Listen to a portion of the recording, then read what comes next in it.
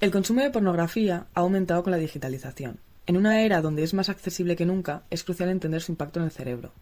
El consumo de pornografía afecta al cerebro de manera significativa, principalmente a través de la liberación de dopamina, un neurotransmisor clave en el sistema de recompensa. Su funcionamiento es fundamental para entender cómo la pornografía influye en nuestra percepción del placer y nuestras expectativas sexuales. Cuando el cerebro experimenta una recompensa, como cuando vemos una imagen estimulante, se activa el sistema dopaminérgico.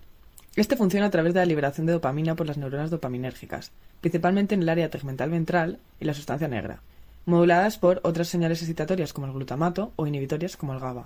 La dopamina, al ser liberada, se une a receptores específicos, donde los receptores D1 y D5 activan vías excitatorias que refuerzan el placer y el aprendizaje, mientras que los D2, D3 y D4 regulan la inhibición y el control de impulsos.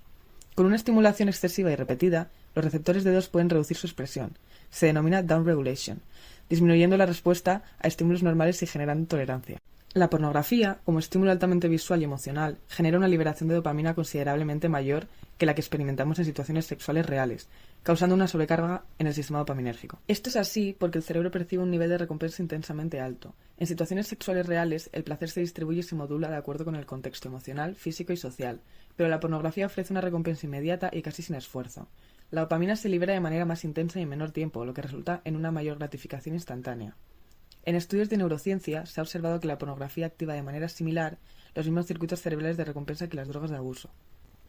Según un estudio publicado en JAMA Psychiatry en 2016, el consumo de pornografía puede generar niveles de dopamina tan elevados como los que se observan en consumidores de drogas adictivas, como la cocaína, mientras que las experiencias sexuales reales generan una liberación de dopamina más moderada, aunque también significativa. Este exceso de dopamina puede llevar a un fenómeno de sensibilización. El cerebro, al verse sobreestimulado de forma continua, responde reduciendo la cantidad de receptores de dopamina, lo que significa que con el tiempo se necesitan estímulos más fuertes, más pornografía o contenido más extremo, para generar el mismo nivel de satisfacción. Entonces, ¿cómo afecta esta sobrecarga la respuesta a otros estímulos placenteros?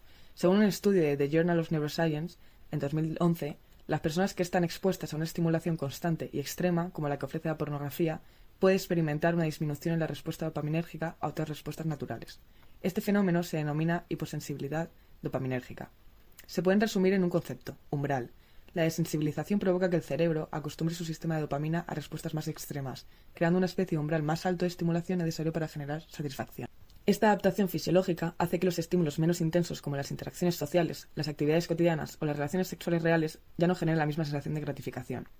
De esta forma, se ha observado que los consumidores frecuentes de pornografía presentan una reducción en la materia gris del estriado dorsal, involucrado en la motivación y en el control de los impulsos, un mayor volumen en áreas cerebrales asociadas con el procesamiento de recompensas, como el estriado ventral, y una mayor actividad en esta zona al consumir pornografía. Pero estas zonas no son las únicas afectadas. La corteza prefrontal, crucial para funciones como la toma de decisiones, control de los impulsos y regulación emocional, se ve influida. Un estudio realizado por Boone en 2014 sobre el comportamiento adictivo y la neurociencia encontró que los consumidores compulsivos de pornografía mostraban cambios en la activación de la corteza prefrontal, asociadas con una reducción en la capacidad de inhibir comportamientos impulsivos.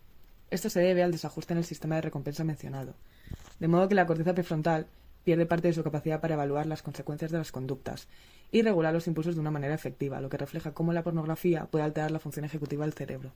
Entonces, ¿puede el consumo moderado alterar el equilibrio dopaminérgico? El consumo ocasional o moderado de pornografía probablemente no tenga un efecto tan fuerte en el equilibrio dopaminérgico como el consumo frecuente o excesivo. Aunque no existe consenso claro, hablamos de consumo frecuente o excesivo cuando supera las 3 horas semanales, pues es a partir de esta frecuencia cuando se empiezan a observar efectos negativos.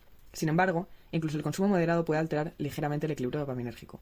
Según la teoría de neuroplasticidad, la exposición repetida a estímulos altamente gratificantes puede cambiar gradualmente el funcionamiento cerebral, incluso si el consumo no es excesivo.